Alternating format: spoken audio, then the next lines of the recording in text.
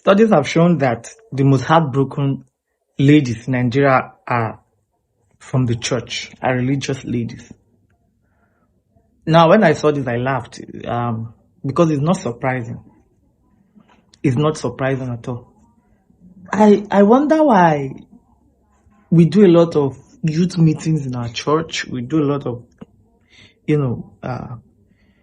singles programs, but we fail to tell the truth as it is. We are taught in church that once God shows you, God will show you the person you want to marry. You just need to pray and, look to God to show you in a vision or whatever who to marry. Now, as much as we all believe in prayer, we all believe in God, there is as much as God will do for you. Now, this is because God will not end up receiving blame. He doesn't want to receive the blame for something He has given you, power and authority over. He doesn't. You cannot go and kneel down and pray, and once God show you somebody, that's the person. No. We fail to realize that partnership, companionship, there's a lot to it than just love. Love is deep, and this is what people don't know. In the good books, it's written that if you cannot die, the husband should love their wife the way Jesus came to, die for sinners. Now, I personally believe that any man that cannot die for the woman he's with does not really love the person. Now, this is genuine love. I'm not talking about the fetish and the infatuations we have these days. Love is priceless, and love is deep, it's crazy. But most church folks don't know this. This is because we become too religious when choosing a partner, when trying to, settle with a partner.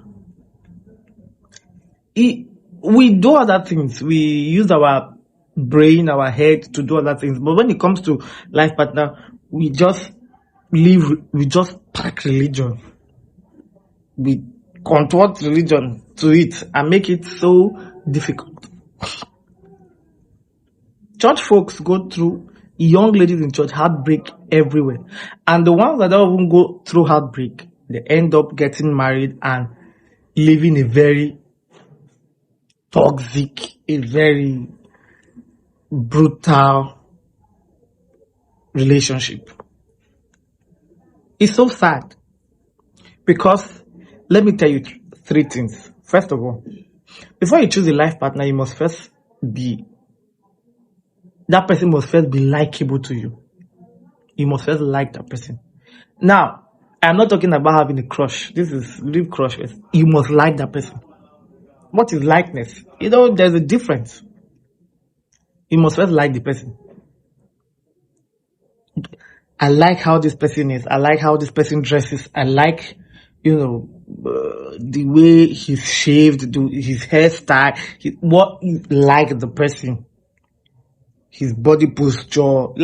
This is likeness. This is not love. Yet, you probably might not even have spoken to this person before, but you just like the person. First of all. Secondly, you must be that person must be sexually attracted to you or sexually appealing to you. We don't say this enough. But like I always used to say, sex is a good 70% of every relationship. That is romantic relationship. That person must be sexually appealing. When you see that person, do you have sexual tension? Because let nobody lie for you. Don't allow evil thoughts get into your head. It's barbers. It's just rubbish. If especially our church folks, that you're trying to keep a godly, celibate relationship, if you can sit down with that person and not feel tension, then means there is a problem with that relationship. I am telling you, there is a big problem with that relationship. Now, most of us get this thing all wrong because our pastor preach, no, when you sit down with a lady, you don't need to think far, you don't don't allow ungodly thoughts. That ungodly thought must enter your head. If it's somebody you truly want to settle with,